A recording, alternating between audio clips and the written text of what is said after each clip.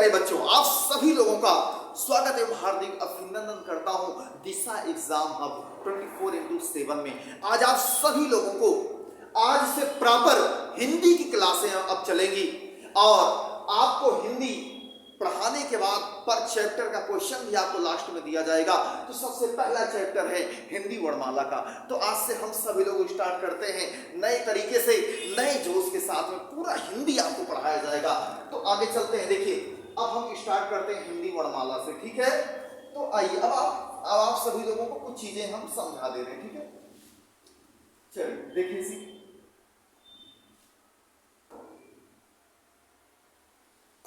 Starting होगी कहां से? हिंदी वर्णमाला से। तो चलिए आइए स्टार्ट करते हैं। तो देखिए भैया, हिंदी वर्णमाला की स्टार्टिंग कहां से होती है, इसके पीछे कहानी है, इसको भी आप सभी लोग जानते रहिए भैया। तो यहां पर सबसे पहले हम लिख देते हैं वर्णमाला। तो ठीक है, तब से स्टार्ट करते हैं हम सभी लोग। चलिए बच्चा, कौन सा वर्णमाला होगा जी? ये हिंदी का वर्णमाला होगा, ठीक है। हमारे एक विद्वान हुआ करते थे महर्षि पाणिनि जी। महर्षि पाणिनि जी भैया शंकर जी के बहुत बड़े पुजारी हुआ करते थे। अब जानते ही हैं आप सभी लोग, अब शंकर जी को कोई खुश कर ले जाओ, शंकर जी उसे आशीर्वाद न दे तो ऐसा हो ही नहीं सकता। जब शंकर जी खुश हुए तो उन्होंने पाणिनि जी से कहा कि मांगो जो मांगना है मुझसे। तो पाणिनि जी ने कहा, हे भगवान, हमको ऐसे विषय का निर्माण कीजिए, विषय माने सब्जेक्ट, हिंदी संस्कृत ये सब निर्माण कीजिए जिससे पूरे ब्रह्मांड के विषयों का निर्माण हुआ। चलिए देखिए, तो शंकर जी ने 14 बार डमरू बजाया भैया। शंकर जी ने डमरू बजाया तो डमरुआ से क्या निकला भैया? ध्वनि से डमरुआ का निकला, ध्वनि निकला। अब बताइए, हिंदी वर्णमाला की स्टार्टिंग कहां से होती है? ध्वनि से होती है। पाणिनि जी ने तो संस्कृत व्याकरण बनाया, जहां से संस्कृत जन्मी है वहीं से हिंदी भी जन्म होगी। तो देखिए भैया, अब पाणिनि जी इतने समझदार थे, जो शंकर जी ने डमरू बजाया तो डमरुआ से क्या निकल रहा था जी? ध्वनि निकल रहा था। और पाणिनि जी थे समझदार, पाणिनि जी ने ध्वनि को किसके रूप में कन्वर्ट कर लिया जी? वर्णों के रूप में कन्वर्ट कर लिया। वर्ण के बाद फिर शब्द बन गया, शब्द के बाद भैया वाक्य हो गया, और वाक्य के बाद फिर भाषा। ये रहा आपके सामने। अब मेरी बात समझ में आ रहा है सभी लोगों? खूब अच्छी बढ़िया समझिए, ठीक है। देखिए, तो बताइए भैया, हिंदी वर्णमाला की स्टार्टिंग कहां से होती है? ध्वनि से होती है। ध्वनि के बाद वर्णों का निर्माण होता है, वर्ण के बाद शब्दों का निर्माण हुआ, और शब्द से वाक्य बना, और शब्द से ही भाषा का निर्माण हुआ। तो आइए अब आप परिभाषा जानते हैं अच्छी तरीके से, पहले परिभाषा समझिए तब आगे हम लोग चलते हैं। देखिए, ध्वनि की परिभाषा है भाषा की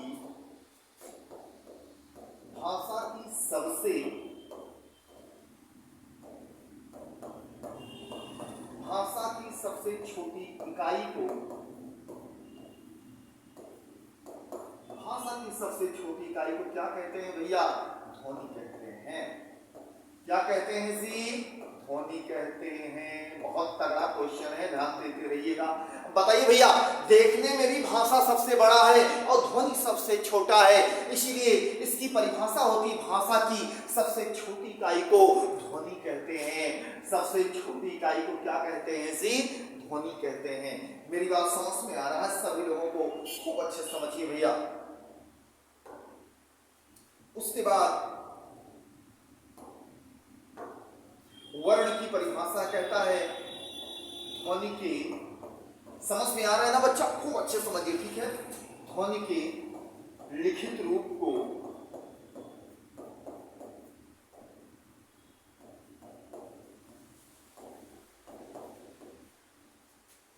वर्ण कहते हैं। क्या कहते हैं भैया?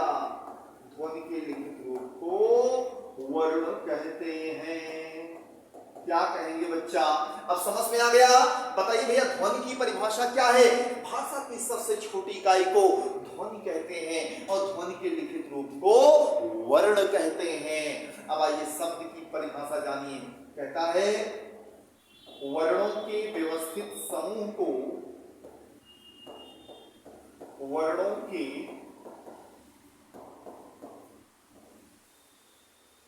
व्यवस्थित समूह को लिखना ही, वर्णों के व्यवस्थित समूह को क्या कहते हैं भैया? शब्द कहते हैं। क्या कहेंगे जनाब? वर्णों के व्यवस्थित समूह को शब्द कहते हैं। सभी लोगों को समझ में आ रहा है जी? मैटर क्लियर हो जा रहा है? राइटिंग बेहतरीन तरीके से बना रहे हैं, समझिए को। यूपी पुलिस, यूपीएसआई, जीडी, लेखपाल, कहीं भी किसी भी राज्य का पेपर हो, हिंदी आए तो जान लीजिए ये गुरुजी आपके वहां पर झंडा गाड़ देंगे। ठीक है भैया? तो धुआंधार तरीके से चलते रहिए। उसके बाद सब वाक्य की परिभाषा, शब्दों के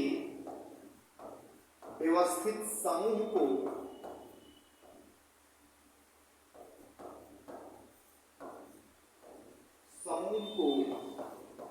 लिखना ही,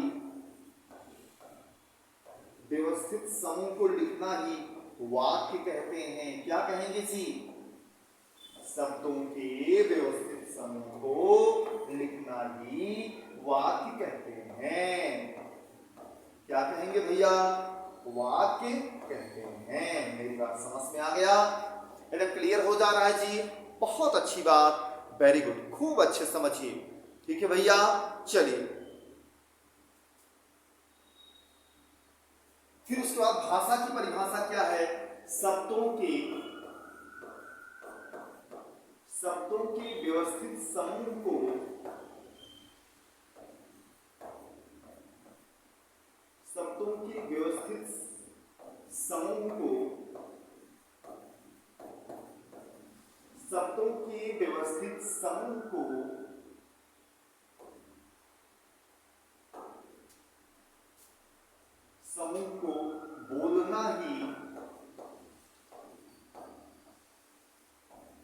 बोलना ही भाषा कहते हैं। क्या कहेंगे जी? भाषा कहते हैं। हमारी बात समझ में आ रहा है? अब यहीं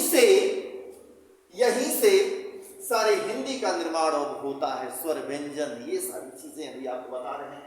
तो बताइए भैया, हिंदी वर्णमाला की स्टार्टिंग कहां से होती है? ध्वनि से होती है। जब शंकर जी ने डमरू बजाया तो डमरुआ से कहां निकला जी? ध्वनि निकला। इसीलिए सबसे पहले संस्कृत भी ध्वनि से जन्मी है, हिंदी भी ध्वनि से जन्मी है। तो बताइए भैया, सबसे पहले हिंदी वर्णमाला की स्टार्टिंग कहां से हुई?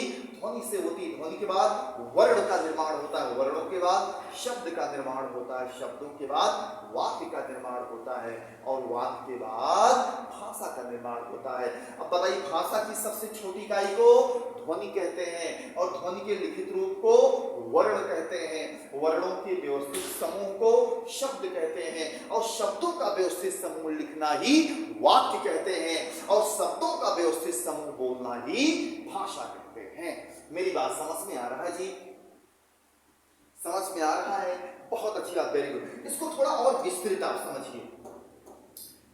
विस्तृत मतलब अब यहां समझिए, जैसे हमने कहा का, तो का में से क्या निकला? आ हमारा क्या हो गया? ध्वनि हो गया। और ध्वनि के लिखित रूप को क्या कहते हैं? वर्ण कहते हैं। ये रहा। मेरी बात समझ में आ रहा है जी? सभी लोगों को देखिए। अच्छा, जब हम सबसे पहले बोलते हैं, क्या बोलते हैं? शब्द थोड़ी बोलते हैं, वर्ण थोड़ी बोलते नहीं, ध्वनि बोलते हैं। हमारे मुख से ध्वनियों का निर्माण होता है, तो आप लोग उसे आप वर्णों में समझ जाते हैं। इसलिए देखिए, हमने कहा का में से क्या निकला? आ हमारा ध्वनि हो गया, और जो बचा हुआ रूप है वो वर्ण हो गया। कहता है वर्णों के व्यवस्थित समूह को क्या कहते हैं? शब्द। जैसे हम कहते हैं का और का मिला करके क्या हो गया? काका। समझिए, ये वर्ण ही है। वर्णों के व्यवस्थित समूह को भैया क्या कहते हैं? शब्द कहते हैं। देखिए, हम आपको दो तरीके से बता दे रहे हैं, एक तो विस्तृत और दूसरा शार्ट आउट तरीके से। ठीक है? अब उसके बाद शब्दों के व्यवस्थित समूह को लिखना ही वाक्य कहते हैं। जैसे हम कहें काका जी आप कहां जा रहे हैं? मेरी बात समझ में आ रहा है जी? अब देखिए ये शब्द ही है, शब्दों के व्यवस्थित समूह को लिखना ही क्या कहते हैं जी, वाक्य कहते हैं। ए भैया, लेकिन इसी शब्द को लिख ना करके हम डायरेक्ट बोले का हो काका जी कहां जाता रहा, तो क्या हो जाएगा, भाषा हो जाता है। समझ में आ रहा है ना? तो लिखना ही वाक्य है और बोलना ही भाषा है। यहां पर हम लिख भी दे रहे हैं, लिखना ही क्या कहलाएगा, शब्दों के व्यवस्थित समूह को लिखना ही वाक्य कहते हैं। लेकिन जब हम कहें शब्दों के व्यवस्थित समूह को बोलना ही, तब आप कहेंगे सर उसे भाषा कहा जाता है। मेरी बात समझ में आ गया जी? इसका मैंने प्रारूप, मैंने वर्णों से आपको बता दिया। कैसा लगा आपका सेशन? आज का सेशन कैसा लग रहा है? बहुत अच्छी बात, वेरी गुड। समझ में आ रहा है? एकदम झंडा गाड़ दीजिए आप, लाइक शेयर सब्सक्राइब धुआंधार तरीके से करते रहिए। ठीक है जी, क्लियर हो गया? अब आगे चलते हैं। देखिए अब यहां से क्वेश्चन कैसे बनता है, अब आप वो जानिए। ठीक है, देखिए अब आपको नोट में क्वेश्चन बता रहे हैं, पढ़ाने के बाद आपको कुछ क्वेश्चंस बताया जाता है। देखिए जैसे सबसे पहला क्वेश्चन यहां से ये करता है कि भाषा की सबसे छोटी इकाई,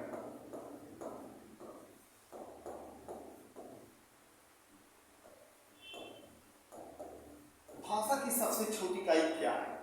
तो आप क्या भाषा की सबसे छोटी इकाई क्या है, तो आप क्या बताते हैं? जरा इसके बारे में आप मुझे बताइए। क्या बता सकते? बिल्कुल बता सकते हैं भाई, आप लोग पढ़े लिखे हैं। देखिए ये भाषा की सबसे छोटी इकाई क्या होता है? ध्वनि होता है। क्या होता है जी? ध्वनि होता है। और दूसरा क्वेश्चन क्या बनता है? भाषा की छोटी इकाई। अब आपको मैं सारे क्वेश्चन बता दे रहा हूं अच्छे तरीके से। देखिए सबसे छोटी कहे तो ध्वनि हो जाएगा, जब छोटी इकाई पूछे तब क्या हो जाएगा? वर्ण होता है। जल्दी कोई आपको सही नहीं बताता है, आज आपको हम अच्छे तरीके से बता दिए हैं और सही तरीके से बता दिए। ठीक है, क्वेश्चन ऐसे किया जाता है। तीसरा क्वेश्चन,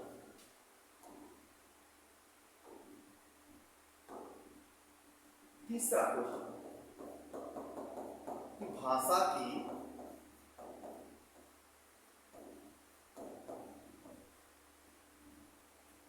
की सबसे बड़ी इकाई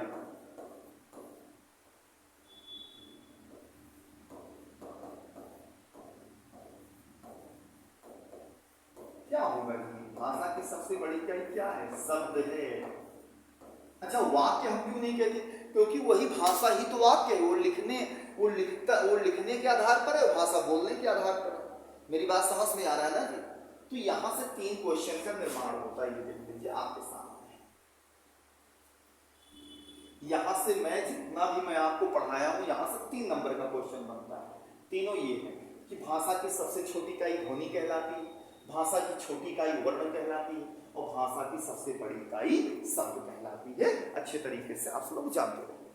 और हाँ, साथ में आप लोग नोट्स भी खूब अच्छे से बनाते हुए चलिए, साथ में नोट्स भी बनाते हुए चलिए। यहां तक समझ में आया? अब हम आगे चलते हैं। देखिए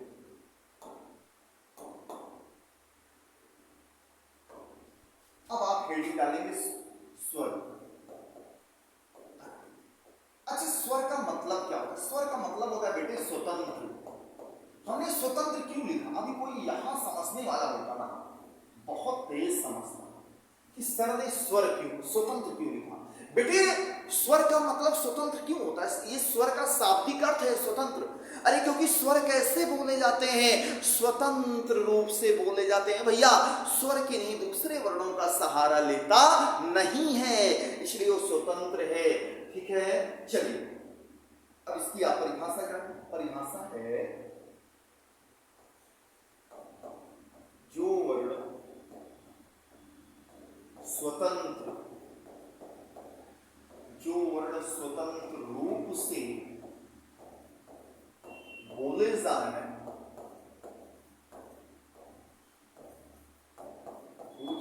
जाए, अर्थात अब यहां हमने अर्थात क्यों बताया? स्वतंत्र का मतलब अब आप समझिए, अर्थात जो दूसरे वर्णों का सहारा न ले, जो दूसरे वर्णों का सहारा न ले, वर्णों का सहारा न ले,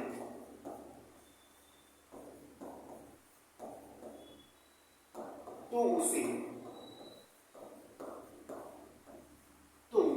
स्वर कहते हैं। क्या कहेंगे जी? तो उसे स्वर कहते हैं। ये रहा, उसे क्या कहेंगे जी? उसे स्वर कहते हैं। मेरी बात समझ में आ रहा है? बहुत अच्छा, वेरी गुड।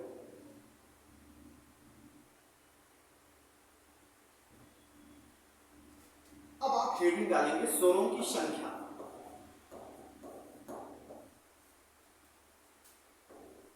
स्वरों की संख्या, अरे भाई जो हम परिभाषा जान ली, अब हम जानेंगे स्वरों की संख्याएं।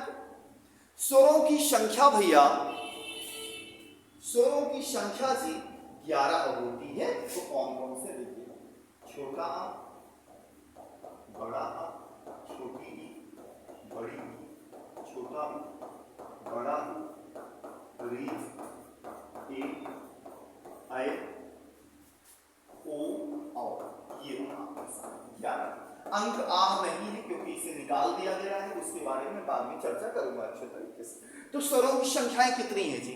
स्वरों की संख्याएं बेटा 11 होती है। कौन कौन से? छोटा आ, बड़ा आ, छोटी ई, बड़ी ई, छोटा ऊ, बड़ा ऊ, री, ए, ऐ, ओ, औ। स्वरों की संख्याएं कितनी है? 11 है। संख्याएं कितनी है जी? 11 है। अब जब हम जानेंगे स्वरों की संख्याएं 11 हैं, अब हम इसके भेद के बारे में जानेंगे। अब आप समझिए, अब हेडिंग डालेंगे स्वर के भेद।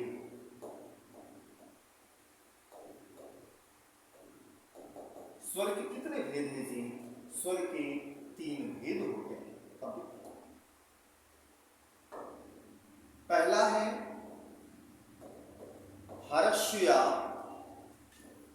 मूल स्वर। बेटा चाहे उसी को हर्ष स्वर कहिए या चाहे उसी को आप मूल स्वर कहिए, ठीक है जी? ये और दूसरा है सी आपका दीर्घ स्वर है।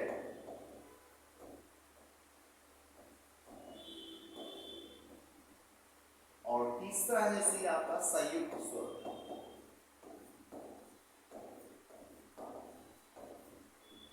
इसी को हम सभी लोग संस्कृत में पुलुत स्वर के भी नाम से जानते हैं, ठीक है? लेकिन हिंदी में पुलुत आप नहीं कह सकते, संयुक्त ही कह सकते हैं, ठीक है? मेरी बात समझ में आ रहा है? इसे समझ में आ रहा है? तो इसलिए पुलुत को हटा दिया जाएगा क्योंकि संस्कृत का। अब देखते हैं। अच्छा, हर्ष माने, अब बताइए भैया स्वर के कितने बेटे हैं? स्वर के कितने भेद हैं जी? स्वर के 3 भेद होते हैं। पहला हर्ष या मूल स्वर, इसके 2 नाम हैं, चाहे इसी को आप हर्ष स्वर कहिए चाहे इसी को आप मूल स्वर कहिए। हाँ, इसी के एक नाम और है, चाहे इसी को आप एक मात्रिक भी कह सकते हैं, एक मात्रिक, चाहे इसी को आप द्विमात्रिक भी कह सकते हैं। मेरी बात समझ में आ रहा है? और संयुक्त को भी आप द्विमात्रिक के नाम से जान सकते हैं, ठीक है? क्लियर हो गया? चलिए, तो पहला है हर्ष स्वर या मूल स्वर, दूसरा है दीर्घ स्वर, तीसरा है संयुक्त स्वर। हर्ष माने सबसे छोटा, दिमाग देखिए याद करना, हर्ष माने सबसे छोटा। सबसे छोटा का मतलब हिंदी स्वरों में जो सबसे छोटे वर्ण होंगे वो कहाँ आएंगे? हर्ष स्वर। दीर्घ माने उससे बड़ा, किससे बड़ा? माने हर्ष से बड़ा। तो जो हर्ष में वर्ण आएंगे उससे बड़े वर्ण दीर्घ स्वर में जाएंगे, और जो इन दोनों से बड़े हैं वो संयुक्त स्वर में जाएंगे। अब आप देखो कौन कौन से। हर्ष स्वर में सबसे 4 वर्ण होते हैं, छोटा आ, छोटी ई, छोटा ऊ और हीरा। अच्छी बात ध्यान दीजिए, हम आपको स्वरों की संख्या कितनी बताई थी? 11। हमने अभी आपको कितना बताया? 4। अब बचा कितना जी? 7। तो ठीक है, देखिए हर्ष माने सबसे छोटा, तो सबसे छोटे वर्ण कौन है? छोटा, छोटी, छोटा, ऊ। और इसकी परिभाषा भी होती है हर्ष स्वर की, जो वर्ण स्वतंत्र रूप से बोले जाने उसे हर्ष या मूल स्वर कहते हैं, ठीक है? अब कहता है हर्ष इससे बड़ा है, दीर्घ।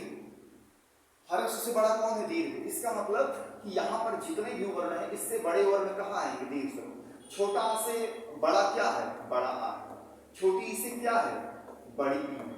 छोटा ऊ से बड़ा क्या है, बड़ा ऊ। अब हिंदी में री का कभी बड़ी री होता नहीं है, तो यहाँ पर 3 वर्ण है, 4 3 7, 7 वर्ण हो गए, बचे 4। अभी दोनों मिलकर कह रहे हैं संयुक्त स्वर से जाओ, जो बचा है सो लिखो। अब बचा क्या जी, ए बचा है, ऐ बचा है, ऊ बचा है और औ बचा है, 4 वर्ण। इधर क्लियर हो गया जी? चल, समझ में आ रहा है जी? बहुत अच्छी बात, वेरी गुड, क्लियर हो गया मैटर। अब समझिए दीर्घ स्वर की परिभाषा क्या है। अब ध्यान दीजिए, जो बड़ा आ है वो 2 वर्णों के मेल से बना है। छोटा प्लस छोटा बराबर क्या हो जा रहा है, बड़ा। बड़ी छोटी प्लस छोटी बराबर क्या बन रही है, बड़ी। और बड़ा छोटा प्लस छोटा बराबर मिल करके क्या बन रहा है, बड़ा बन रहा है। समझिएगा अच्छे तरीके से, ठीक है। ये तो परिभाषा तैयार हो गया। ये दोनों हरस्व स्वर हैं, दोनों हरस्व कहता 2 हरस्व और हरस्व। हरस्व स्वर में छोटा है, चाहे हरस्व मूल स्वर है, एक मात्रिक को कुछ भी कहिए, इसे हरस्व और हरस्व के मेल से उत्पन्न वर्ण को दीर्घ स्वर कहते हैं। इसकी परिभाषा बन गई। ए बाबू, जो हरस्व मिला, देखिए जब हरस्व मिला, जब हरस्व मिल रहे तो क्या निकला, दीर्घ। इसीलिए कहा गया हरस्व या हरस्व के मेल से उत्पन्न वर्ण को दीर्घ स्वर कहते हैं। मेरी बात समझ में आ गया? इसकी परिभाषा ही बन गई, हरस्व और हरस्व के मेल से उत्पन्न वर्ण को दीर्घ स्वर कहते हैं। अब आइए इसके बारे में जानें। देखिए, छोटा आ प्लस छोटी ई बराबर क्या बनता है, ए बनता है। और छोटा प्लस ए बराबर क्या बनता है, ऐ बनता है, ऐ। और छोटा प्लस छोटा ओ बराबर क्या बनेगा बेटे, ओ बनता है। और छोटा प्लस ओ बराबर क्या बनता है बेटे, औ बनता है। मेरी बात समझ में आ रहा है ना? क्योंकि यहां से एक नंबर का क्वेश्चन हमेशा पूछता है कि ये बताइए, हमेशा पूछेगा कि ये बताइए ए ऐ ओ औ किन किन वर्णों के मेल से बना है, तो आप ये बताएंगे। अच्छा एक बात ध्यान दीजिए, दोनों स्वर अलग अलग हैं ना, एक जैसे हैं कि अलग अलग हैं, बताइए। एक जैसे तब होते, यहां पर भी छोटा आ लिखा होता, अलग अलग है ना, दोनों स्वर अलग अलग हैं। तो परिभाषा तैयार कहता है 2 अलग अलग स्वरों के मेल से, माने 2 भिन्न भिन्न स्वर के मेल से उत्पन्न वर्ण को संयुक्त स्वर कहते हैं। परिभाषा तैयार हो गया, परिभाषा तैयार है। मेरी बात समझ में आ गई? मैं आपको समझा दे रहा हूं। 2 देखिए, दोनों अलग अलग स्वर हैं, 2 अलग अलग स्वरों के मेल से उत्पन्न वर्ण को संयुक्त स्वर कहते हैं। हमारी बात समझ में आ गई? बहुत अच्छी बात, वेरी गुड। समझ में आ रहा हो भैया, धुआंधार तरीके से लाइक शेयर सब्सक्राइब करते रहिए। एक बात जान लीजिए, इस बार झंडा गाड़ देना है और पूरा व्याकरण मैं आपको पढ़ाऊंगा। दिशा एग्जाम हम 24/7 पर मैं हूं आपके सामने, अश्वनी सर। धुआंधार तरीके से आप लोग पढ़ते रहिए, ठीक है। और हाँ, ज्यादा से ज्यादा लोग लाइक शेयर सब्सक्राइब करते रहिए भैया, और लगातार एकदम करते रहिए। तो आज हमने आपको स्वर के बारे में अच्छे से चर्चाएं कर दी। आज हमने आपको किसके बारे में चर्चा किया है, आज हमने आपको बारे में स्वर की चर्चा की है। चलिए एक बार और आप सभी लोग समझ लीजिए, तब आगे चलते हैं। देखिए, सबसे पहले हिंदी वर्णमाला की स्टार्टिंग कहां से हुई थी, पहले समझिए। हिंदी वर्णमाला की स्टार्टिंग ध्वनि से होती है, ध्वनि के बाद वर्ण आता है, वर्ण के बाद शब्द होता है, शब्द के बाद वाक्य आएगा, वाक्य के बाद भाषा आता है। और इसके ऊपर मैंने आपको परिभाषा क्वेश्चन बनाया था, भाषा की सबसे छोटी इकाई को ध्वनि कहते हैं, भाषा की छोटी इकाई को वर्ण कहते हैं, भाषा की सबसे बड़ी इकाई को शब्द कहते हैं। फिर उसके बाद हमने आपको तुरंत स्वर बताया कि स्वर का शाब्दिक अर्थ है स्वतंत्र, और स्वर की परिभाषा जो वर्ण स्वतंत्र रूप से बोले जाए। स्वतंत्र का मतलब अर्थात जो दूसरे वर्णों का सहारा ना ले, क्योंकि व्यंजन स्वर का सहारा लेता है, वो स्वतंत्र नहीं है। स्वर किसी का ही सहारा नहीं लेता, इसलिए स्वतंत्र है, तो उसे स्वर कहते हैं। स्वरों की संख्या बेटा 11 होती है। कौन कौन से? छोटा आ, बड़ा आ, छोटी ई, बड़ी ई, छोटा उ, बड़ा उ, री, ए, ऐ, ओ, औ। स्वरों की संख्या 11 है। फिर हमने आपको बताया था स्वर के कितने भेद होते हैं बेटा, 3 भेद होते हैं। सबसे पहले का नाम है हर्ष स्वर, चाहे उसी को कहिए, चाहे मूल स्वर कहिए, चाहे एक मात्रिक कहिए। दीर्घ स्वर को चाहे दीर्घ स्वर कहिए, द्विमात्रिक कहिए, संयुक्त स्वर को। ठीक है, तो हर्ष या मूल स्वर में कितने वर्ण है बेटे? 4 वर्ण हैं। कौन कौन से? छोटा आ, छोटी ई, छोटा उ, री, ये है। और दीर्घ स्वर में 3 वर्ण हैं, बड़ा आ, बड़ी ई, बड़ा उ। हमने आपको बताया था कि हर्ष देखिए, बड़ा आ छोटा प्लस छोटा मिलाकर के बता, छोटी प्लस छोटी बराबर बड़ी, छोटा प्लस छोटा बराबर बड़ा, दोनों हर्ष से ही मिल रहे हैं। इसलिए हर्ष और हर्ष के मेल से उत्पन्न वर्ण को दीर्घ स्वर कहते हैं। बेटे संयुक्त स्वर में 4 वर्ण हैं, ए आई ओ औ। अब देखिए 4 3 7 7 4 11, तो स्वरों की संख्याएं कितनी हो गई? 11 हो गई। स्वर कितने मैंने आपको बताया था? 11। अब आपको समझ में आ गया ना, इधर क्लियर हो गया। तो संयुक्त स्वर बेटे कितने वर्ण हैं? 4 वर्ण हैं। कौन कौन से? ए आई ओ औ। ए वर्ण किन 2 वर्णों के मेल से बना है बेटा? छोटा प्लस छोटी बराबर ए बना है, छोटा प्लस ए बराबर, जब छोटा प्लस ए मिला तो ऐ बना है, छोटा प्लस छोटा ओ बराबर ओ बना है, छोटा प्लस ओ बराबर औ बना है। ठीक है, तो देखिए दोनों, इसकी भी परिभाषा जान लीजिए। देखिए दोनों स्वर अलग अलग लिखावट के अनुसार अलग अलग है, तो इसी पर परिभाषा बनता है। 2 अलग अलग स्वरों के मेल से उत्पन्न वर्ण को संयुक्त स्वर कहते हैं। तो क्या कहते हैं बेटा? उसी को संयुक्त स्वर कहते हैं। हमारी बात समझ में आ रहा है? बहुत अच्छी बात, वेरी गुड। चलिए खूब अच्छे समझिए। अब ये रहा क्वेश्चन। चलिए हम आपको क्वेश्चन भी हम करवा दे रहे हैं, ठीक है, पढ़ाते भी रहेंगे, क्वेश्चन भी साथ में करवाते रहेंगे। कहता है हिंदी वर्णमाला में ऊष्म व्यंजनों की संख्या कितनी है? ये आपका पूछा है DSSB टीजीटी हिंदी 2018 में क्वेश्चन पूछा है कि हिंदी वर्णमाला में ऊष्म व्यंजन कितने बेटा? 4 होते हैं। और ऊष्म व्यंजन का मतलब क्या होता है? आप सब लोग ऐसे जानते रहिए। देखिए ऊष्म का मतलब होता है ज्यादा सांस। ठीक है, मैं आपको परिभाषा भी बता दे रहा हूँ तुरंत। इसकी परिभाषा होती है ज्यादा सांसों के द्वारा जो वर्ण बोले जाए तो उसे ऊष्म व्यंजन कहते हैं। बेटे इसमें कितने वर्ण होते हैं जानते हैं? 4 वर्ण होते हैं। कौन कौन से? वो जान लीजिए। सा होता है, सा होता है, सा होता है और हा होता है। ठीक है, अभी मैं आपको आगे पढ़ाते समय मैं आपको बताऊंगा। ठीक है, तब तक इसको जानते रहिए। अगला क्वेश्चन कहता है कि या, रा, लावा किस स्वर के व्यंजन है? बेटे इसे हम अंतस्थ व्यंजन कहते हैं। अंतस्थ का मतलब होता है कम सांस, माने जो वर्ण कम सांसों के द्वारा बोले जाए तो उसे अंतस्थ व्यंजन कहते हैं। जैसे या, रा, ला, वा। देखिए कितने प्यार से हम बोल रहे हैं, कम सांसों के द्वारा। इसीलिए कहा गया कि जो वर्ण कम सांसों के द्वारा बोले जाए तो उसे हम सब लोग अंतस्थ व्यंजन के नाम से जानते हैं। उस व्यंजन में सा सा सा है, संयुक्त है।